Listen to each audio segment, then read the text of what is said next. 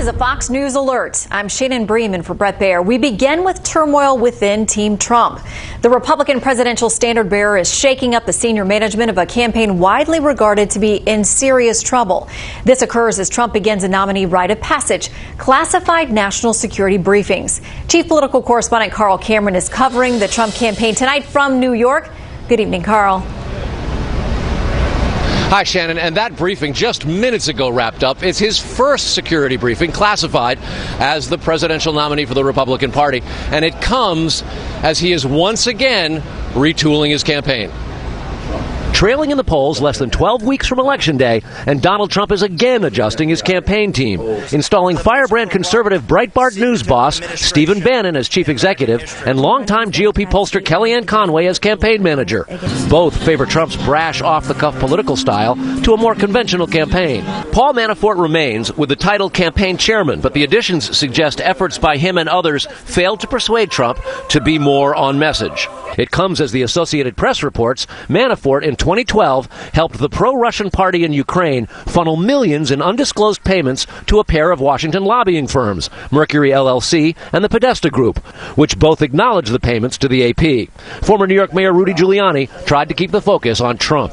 The main thing is, forget the staff. I mean, the staff is enormously important. The most important thing is the candidate, and Donald Trump had two tremendous days. Giuliani, who ran for president in 2008, helped write last night's teleprompter speech in Wisconsin in the wake of a weekend officer-involved shooting and subsequent riots in Milwaukee.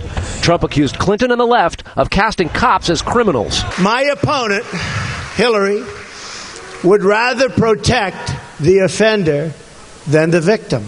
The war on our police must end, and it must end now. Among minorities, Trump trails Clinton by wide margins and accuses her of betraying blacks with false promises and failed policies.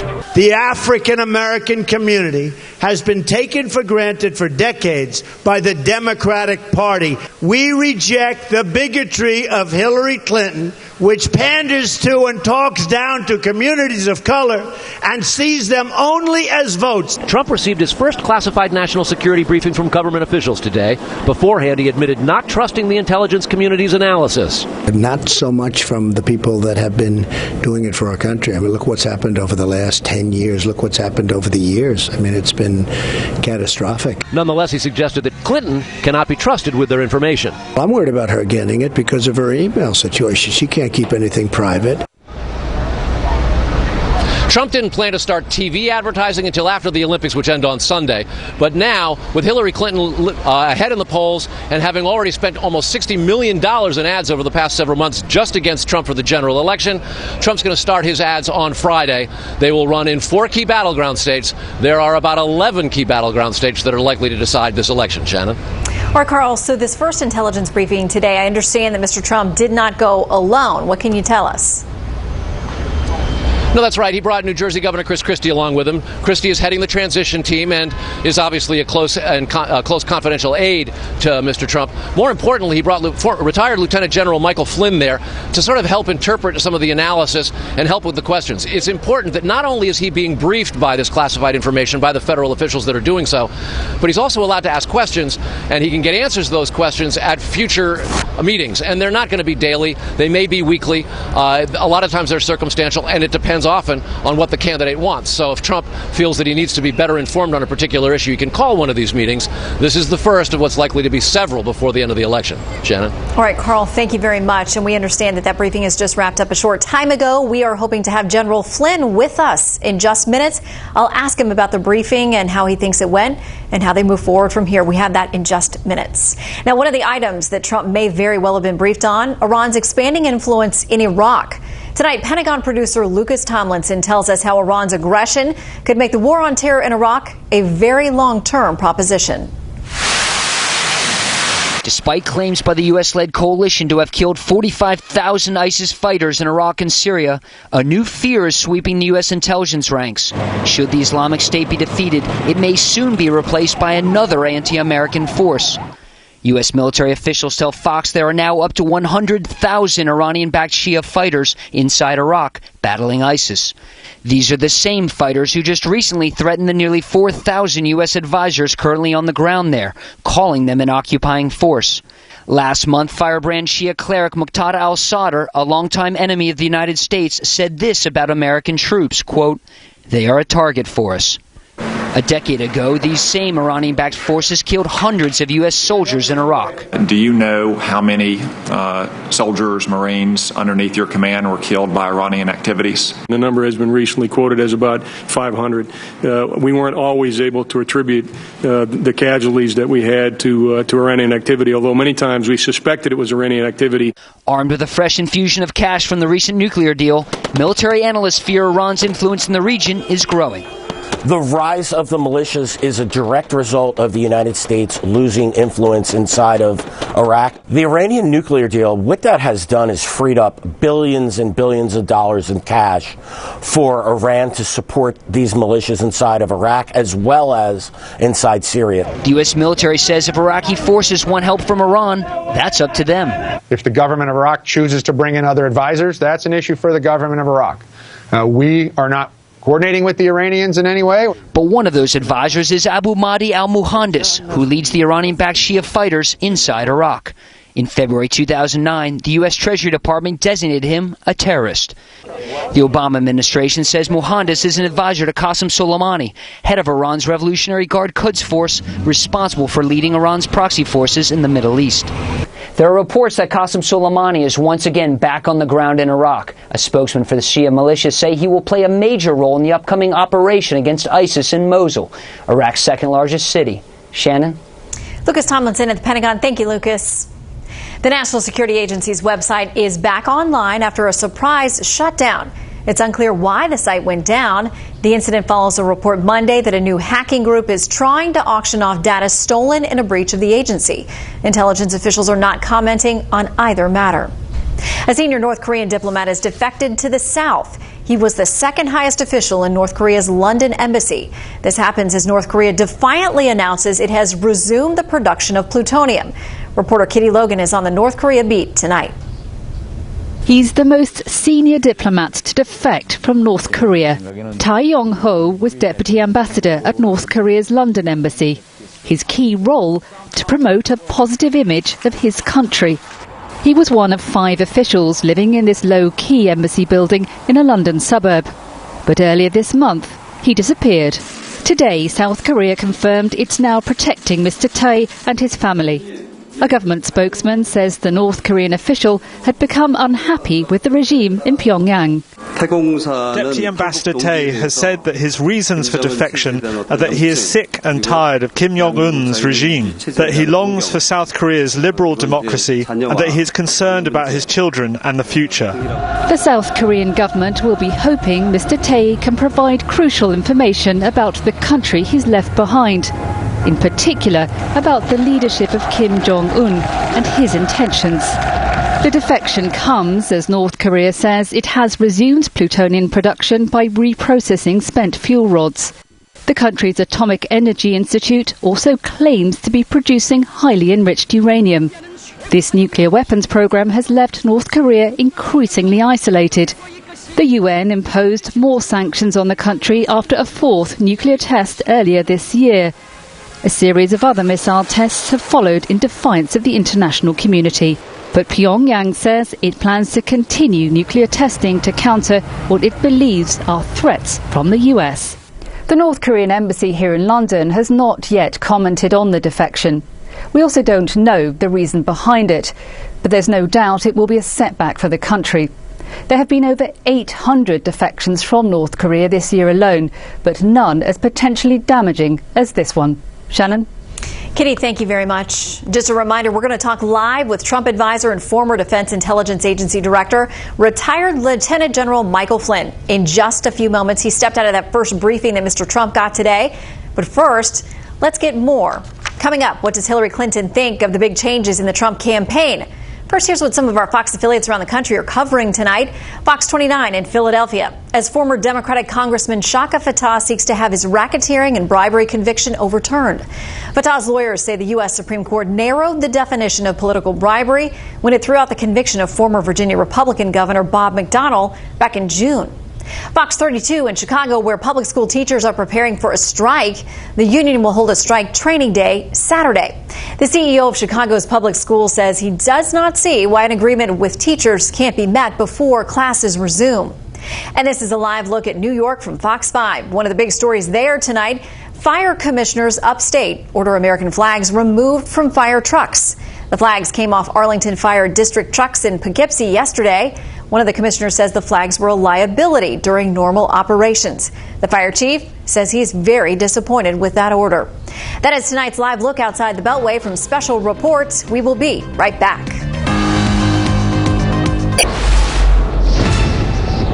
Wildfires out west and flooding down south as the weather causes major problems for Americans tonight. We have Fox team coverage. Casey Stiegel updates the flooding in Louisiana. But first, senior correspondent Adam Housley in DeVore, California, as a blaze races through the canyons east of Los Angeles. Hello, Adam.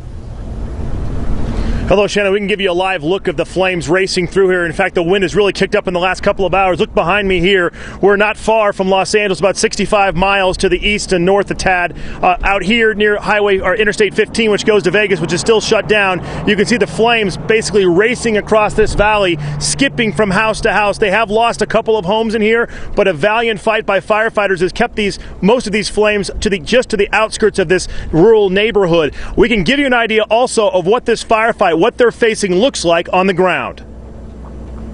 We're in the middle of the firefight right here in the Blue Cut Fire. You can hear the fire actually cut through this very dry and tender tundra.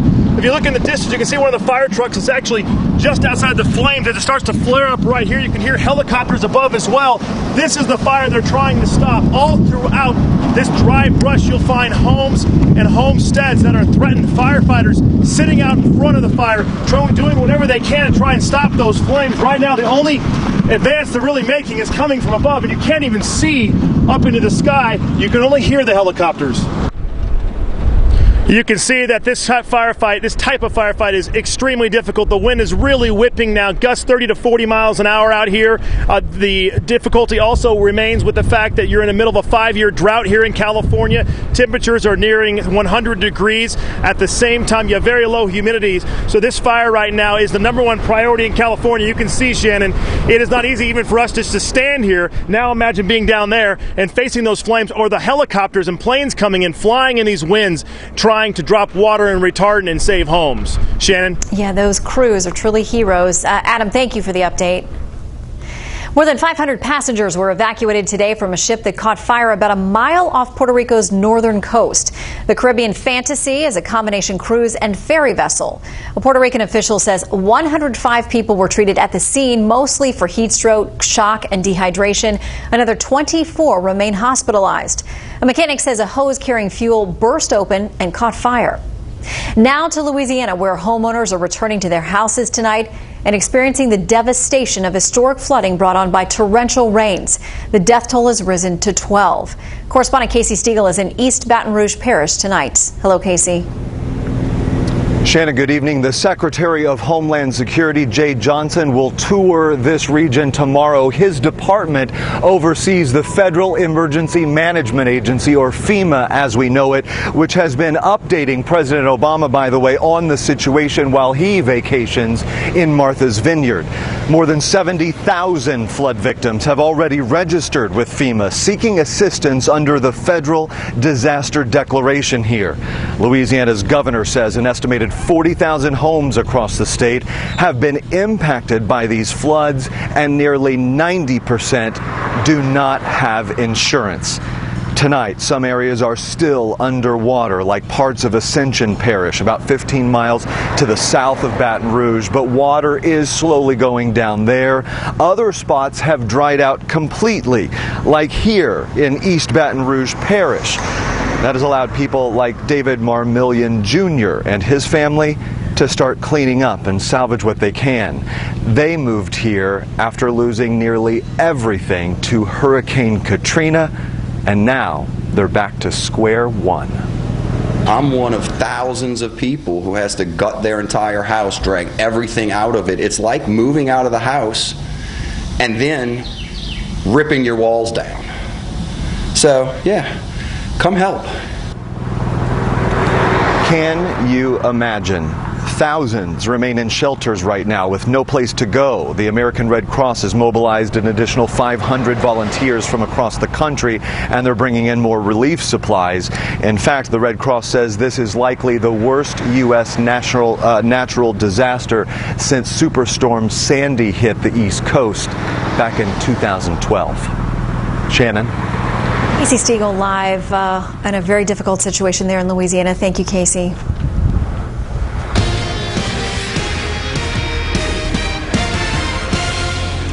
Again, we are awaiting Trump advisor and former Defense Intelligence Agency Director, retired Lieutenant General Michael Flynn. He is in the Trump motorcade right now. He will join us in just a few minutes to talk about that first intelligence briefing for Donald Trump today. But first, Hillary Clinton is talking about something called tax fairness, which to many people is an oxymoron. She's seeking to portray Donald Trump's economic policies as benefiting him, his family, his rich friends, all at the cost of average Americans. But the Clinton team's also dealing with the news that the Trump effort is under new management. Fox News correspondent Jennifer Griffin is with the Clinton campaign tonight in Cleveland. Given your reaction to Donald Trump's campaign shakeup? Hillary Clinton chose to ignore questions about the changes in the Trump campaign.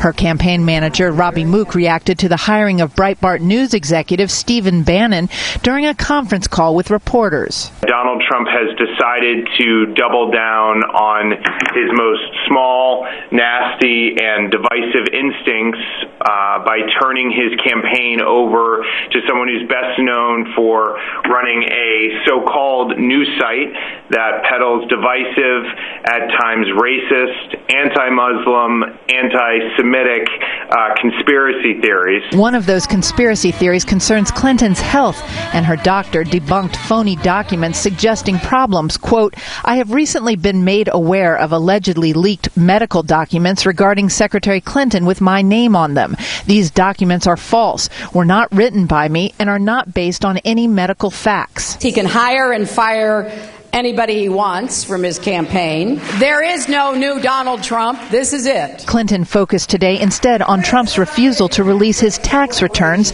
and on his proposal to give tax breaks that she says would give him and his family billions of dollars. She attacked him on what she calls the Trump loophole. It would let millionaires and billionaires cut their tax rate in half on a lot of their income. Under his plans, Donald Trump would pay a lower tax rate than middle-class families. The Trump campaign's response, quote, "Hillary Clinton has turned over the only records nobody wants to see from her. This document release is nothing more than an attempt at distraction and misdirection by an individual who created and then purged an illegal private email server." Her running mate responded to the FBI's provision to Congress of notes from Clinton's FBI interview about against Hillary Clinton. Polls in Ohio show Clinton and Trump in a tight race, just 5 percentage points apart. A new Quinnipiac poll shows Clinton with just a 3-point lead ahead of Trump in Iowa. Shannon? Jennifer Griffin on the campaign trail. Thanks, Jennifer. As Democrats try to pick up enough seats to regain control of the Senate, they still have to defend some of their own. One race of note is in Nevada to replace retiring Senate Minority Leader Harry Reid. Chief Correspondent Jonathan Hunt reports from Las Vegas. It is perhaps the most critical Senate seat in play this year. Republicans sensing the possibility of a pickup. Democrats desperate to hold on, and retiring Minority Leader Harry Reid determined to cement his legacy. Catherine Cortez Masto is the woman carrying those hopes for Democrats. This seat alone is a pathway for the Democrats to take back the majority in the Senate. Masto is a 2-term Attorney General of Nevada and would be the first Latina in the Senate. Not surprisingly, perhaps, in a state where 27% of the population is Hispanic, she's making major play of Donald Trump's immigration stance. A man who wants to build a wall along Mexico, has called Mexicans rapists, drug dealers, and killers, who has not only attacked Mexicans but wants to ban Muslims, has attacked the disabled, has attacked women. I mean, this is somebody that has no business being president of the United States, and my opponent continues to support him. That opponent is Representative Joe Heck, a former emergency room doctor actor and 3-term congressman, who touts polls showing him slightly ahead in this race and says his connections with the Hispanic community are one reason for that lead. We're in those communities every day, building relationships and getting them the opportunity to know where I stand on the issues that are important to them. But having initially embraced Donald Trump's candidacy, Dr. Heck now seems more reluctant to talk about the top of the Republican ticket. Are you making Donald Trump a part of your campaign, or are you running away from Donald Trump? Well, neither. We are running our campaign. Are you happy with the top of your ticket? Well, I think that we are running our race to the best of our ability. With so much at stake in Nevada, whose side are you on? Dr. Heck's claim of a lead in the polls is accurate, but political analysts point out Nevada polling is notoriously inaccurate. And those same analysts predict that this is a race that will go down to the wire. Shannon? Jonathan Hunt in Vegas, thanks so much. Residents of Nevada do not have to produce photo IDs to vote, but people in many other states do. Opponents of those laws are sprinting to courtrooms across the country trying to block the measures before November's election. Chief Washington correspondent James Rosen has a progress report tonight. Chief Justice John Roberts has set an August 25th deadline for opponents of North Carolina's voter ID law to respond to an emergency request filed on Tuesday by officials of the Tar Heel state who asked the Supreme Court to block an appeals court ruling last month that struck down the law. The Supreme Court has upheld voter ID laws, so there's no question that they're constitutional. In all, 33 states require voters to show some form of identification in order to vote, with the 34th, West Virginia, to begin doing so in 2018. Of those, 17 request or require a photo ID. But in addition to North Carolina, the appellate courts last month found Texas's voter ID law unconstitutional, and a district court judge recently ordered Wisconsin to allow voters there who cannot produce ID to have the option of signing an affidavit to affirm their residency. Because states have not shown that there's, a compelling state reason to have these on the books, they're being struck down. Proponents of voter ID laws, mostly conservatives, say they cut down on voter fraud. Why aren't we having voter ID? In other words, I want to vote. Here's my identification. I want to vote, as opposed to somebody coming up and voting 15 times for Hillary.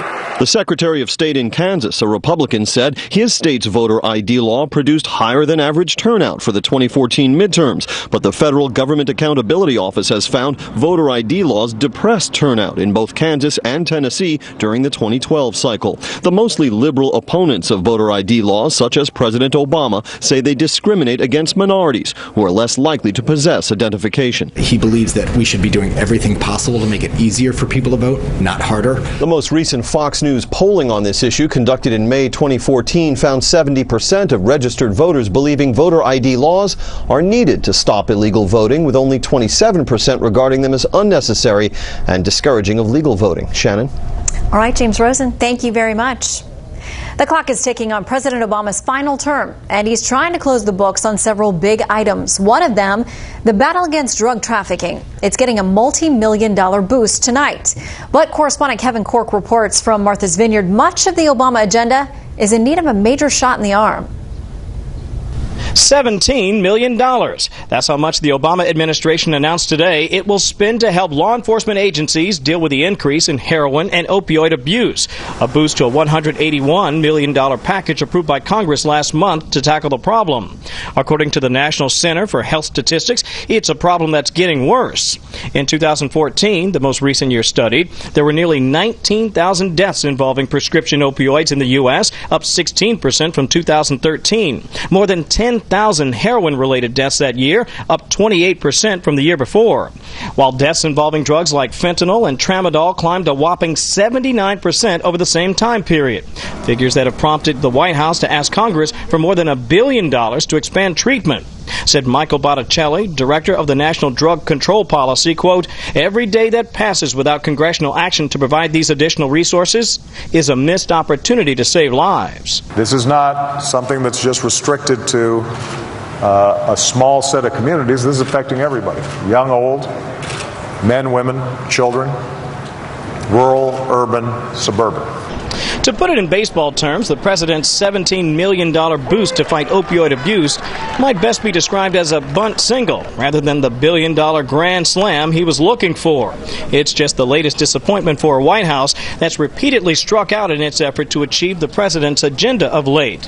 From additional Zika funding and the Trans-Pacific Partnership to Merrick Garland's Supreme Court confirmation. Same for immigration, criminal justice, and tax reform. Experts predict the further into the lame duck presidency we go, the less likely those high-priority items will ever reach base. If you're looking at a legislative scorecard, I think it's correct. The president is striking out more often than he's getting hits on that. Now, White House officials will tell you they're not giving up the fight on the items that I mentioned in that piece, nor new battles like revising the nation's nuclear policy. But when you think about an increasingly stubborn Congress, to say nothing of a dwindling that is, congressional calendar, it's late in the game, Shannon, and frankly, they are running out of time. Shannon? Just a fact. All right, Kevin Cork live with the president, Martha's Vineyard. Thank you. Federal Reserve officials are apparently once again inching toward an interest rate increase. Minutes from their July meeting indicate officials were encouraged by job growth and a market rebound after the Brexit vote. Private economists think a hike could occur as soon as September. Well, the Dow jumped 22. The S&P 500 was up 4 today. NASDAQ grew 1.5. There are questions tonight about the claim by 4 Team USA swimmers that they were robbed at gunpoint Saturday night in Rio de Janeiro. Brazilian authorities ordered 2 of the swimmers to stay in Brazil. But the father of Ryan Lochte says the gold medalist is already back in the U.S.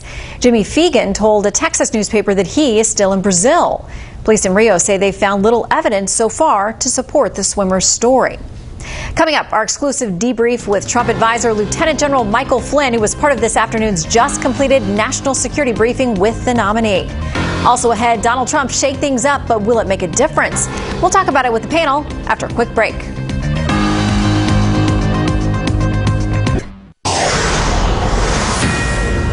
This is a Fox News alert now. As promised, one of the men who was there for today's national security briefing for Republican presidential nominee Donald Trump. Retired Lieutenant General Michael Flynn was director of the Defense Intelligence Agency, is now an advisor to Donald Trump. He joins us from Trump Tower in New York. And General, I know that it's a noisy, busy street out there, so I'll try to make sure you can hear us all right. I know there were concerns going into the briefing that some speculated and wondered whether Mr. Trump would get the full quantity of information from this briefing. Are you satisfied that he got a thorough briefing today? Yeah, so first of all, I think the briefers that came in today were just absolutely professional, the top of their field, and then the discussion that we had was very thorough. I will tell you that we were only able to scratch the surface of the complexity of the threats that our country faces, and so today was really just the beginning of a long dialogue between essentially what this represents, which is a series of intelligence briefings for the next president of the United States. So I thought they were well prepared, great conversation. It lasted a full 2 hours, and we really only scratched the surface today on many of the complexities that the next president of the United States is going to face. General, this morning in an interview with Fox News on Fox and Friends, Mr. Trump was asked, and I don't want to play the soundbite, I think it might be hard for you to hear, so I'll paraphrase a bit. He said, he was asked, do you trust the intelligence that you're going to get? And he said, not so much from the people that have been doing it for our country. Look at what's happened over the last 10 years. I mean, it's been catastrophic. But it sounds like your experience today is that you're confident that he got quality as well as quantity. Yeah, he did. He got a good, solid set of presentations from some real professionals. And I would tell you that one of the interesting things is, and people in the intelligence community know this, is that they present the intelligence. The policy decisions that a president makes sometimes can be in dramatic contrast to the intelligence that they receive.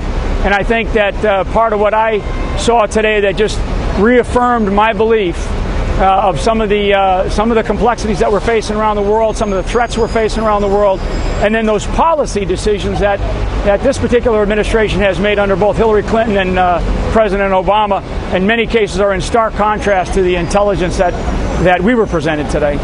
Let's talk about some of the priorities when it comes to foreign policy and some of the threats. At the top of the list for most people is ISIS. How would a President Trump tackle that particular problem? Yeah, I think the first thing to do is to clearly define this enemy that we're facing. And we did spend quite a bit of time talking about this problem today. I would just sort of emphasize the fact that this enemy needs to be clearly defined, and the American public needs to know that the leader that is in the White House understands the scale, the scope, the dimension that this threat faces, that we face from this threat. That we face, and we also need to be able to go after this doctrine of radical Islamism, and I think that's one of the things that Donald Trump has talked about in spades, and so I don't see coming out of today's briefing that that's going to change in any form or fashion at all. If anything, it reemphasizes and renews what it is that I think we went in there understanding already about this enemy that we're facing. Given the team that Mr. Trump has around him, advising him, including yourself, do you feel like there is an actual practical step-by-step plan for tackling ISIS, not only understanding the threat that's there, but actual steps for rooting it out? Yeah, I think so. The answer is yes. I mean, some of the discussions that we had up here today in New York were about exactly that question, getting into some specifics. But I would just tell you that one of the things that we have to be very certain about is that we should no longer be the best enemies in the world, where we continue to telegraph exactly what it is that we're going to do if, in fact, Donald Trump becomes the president of the United States. And I would say on the other side, we also need to stop being the worst friends in the world, and we need to renew the alliances and the friendships that we have, particularly in the Middle East, with some of the countries that feel as though that sort of they're not in our camp anymore. And those are two of the things that I would say that again were reemphasized to me, and I know they were reemphasized to Donald Trump. And I will tell you that I think that if you were able to talk to the professionals that were in the room with us today from the intelligence community, they would tell you that some of the questions and some of the discussion that we had was probably as thorough as they've had in a long time. General, let's talk about Russia. There is a lot of tension there between Ukraine, between Russia.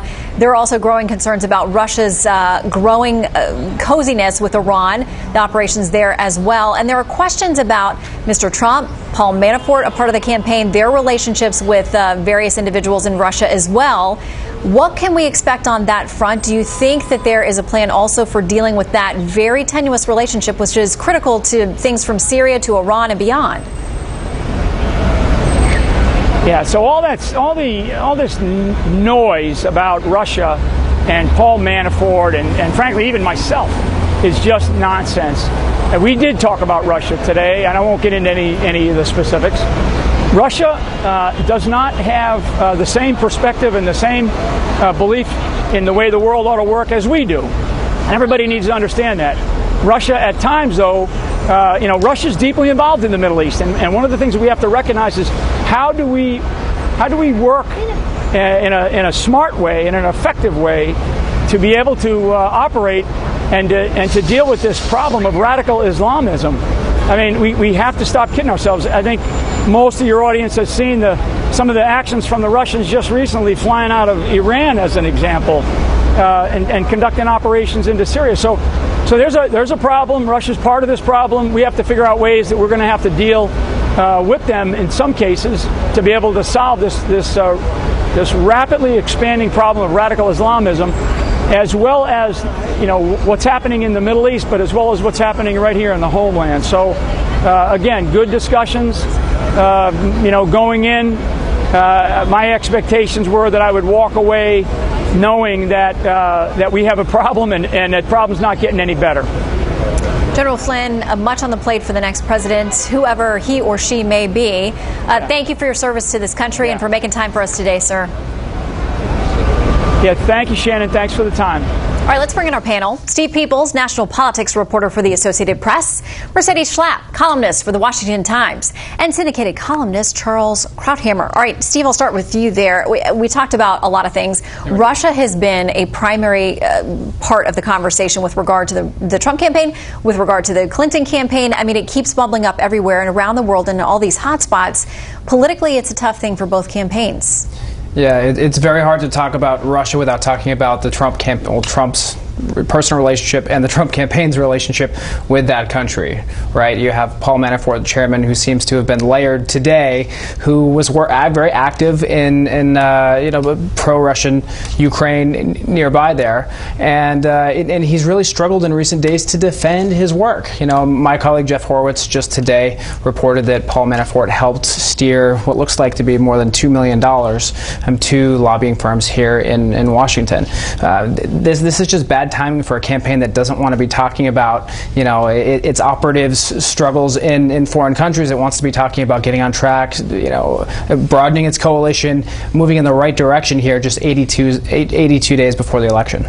Mercedes, obviously for Mr. Trump, for any of us, if we were to walk into that kind of briefing for the first time, you're going to hear things and learn things you didn't know before.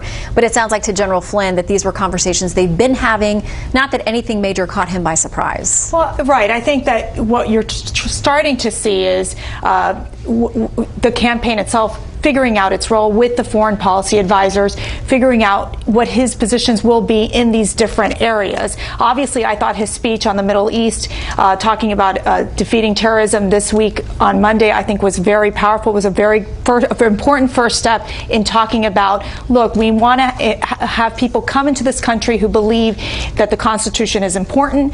I think that and follow the American values. It brings in this conversation about how do you deal with, I think one of his best lines was comparing Hillary Clinton to Angela Merkel, and how do you deal with migrants who have come to Germany, for example, where we've seen all these terrorist attacks occur in Europe, and how do we ensure that that doesn't happen in the United States?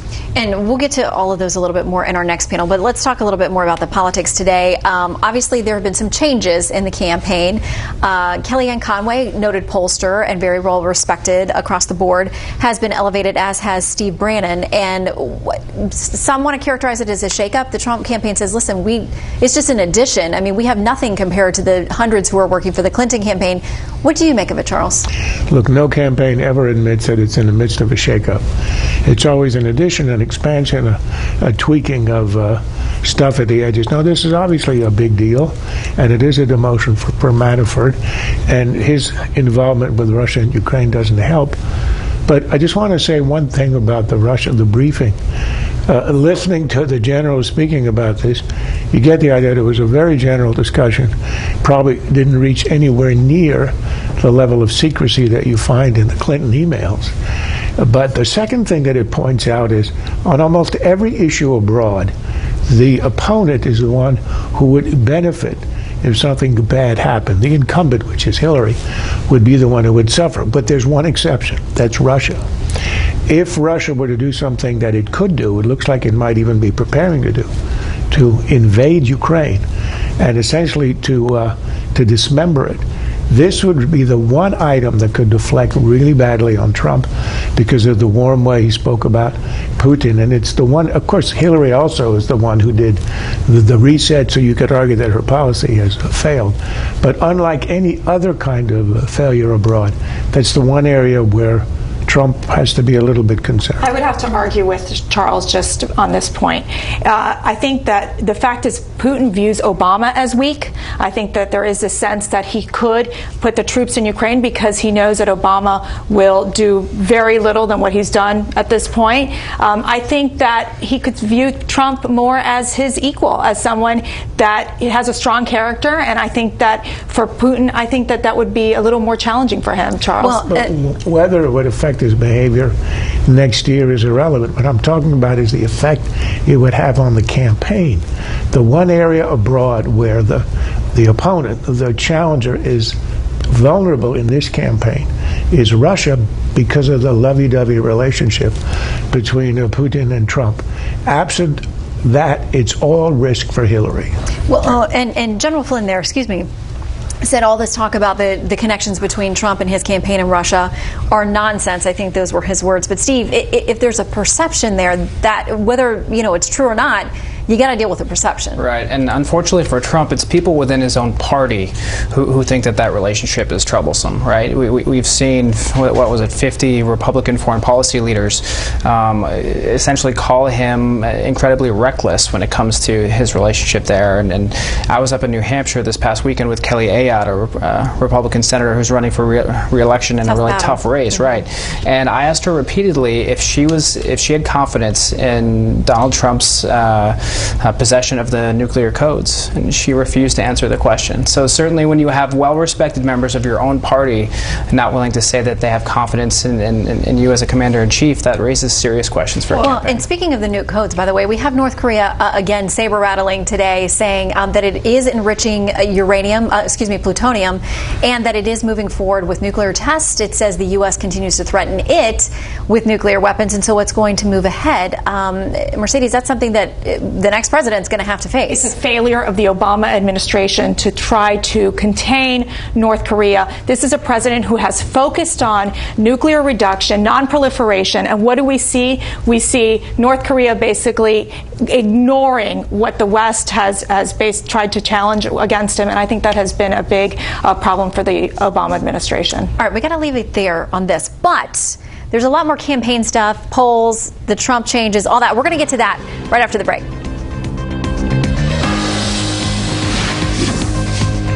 Well, there's a lot of campaign stuff to talk about today. So, Mercedes, I want to give you a chance to talk about the changes in the Trump campaign with the the addition of Bannon and the elevation of Conway. Well, I think it was a brilliant move by the campaign. I believe that Conway and Bannon are sort of the yin and the yang. They have very different skill sets, but they're very complementary at the same time. Kellyanne Conway is masterful at communicating, especially messaging towards women. It's a key constituency, obviously, that Trump needs to do better with. And Bannon on the other side, I mean, he is a nightmare for the Clintons. He knows how to do op research. He's also been able to build a very successful media empire. So I think both of them bring a lot of talent into this campaign. And let's talk about polls that we have, because Steve, Mr. Trump's coming off a couple of days where he's getting a lot of praise for sticking to message, staying on message with a couple of important speeches, scripted, teleprompted, and a lot of people saying if he does this is the Trump they need to see, if this is the kind of person they're going to vote for. But let's look at polls where he's got to make up some ground. We have Quinnipiac polling in swing states, Colorado, Iowa, and Virginia. Relatively close in Iowa, but a strong lead for Hillary Clinton in both of those other states, Colorado and Virginia. And now in Indiana, of course, the home of the VP pick, Mike Pence, you've got Trump with a solid lead there, up 11 points, and that's including Gary Johnson in the mix as well. That's good news for the Trump campaign. Can they keep the momentum going? Yeah, well, if Donald Trump is having trouble in Indiana, he has much bigger problems, right? I mean, Indiana is a state that he probably should carry relatively easily. I think you're absolutely right. Some Republicans were pleased with how the last couple of days have gone. The candidate's been on message.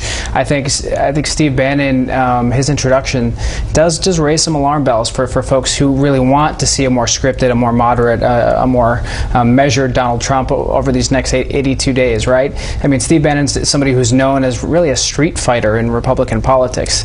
The Trump campaign was promoting the fact that he's considered the most dangerous political operative in America, right? So this is not somebody who you'd expect to come in and really keep Donald Trump reined in.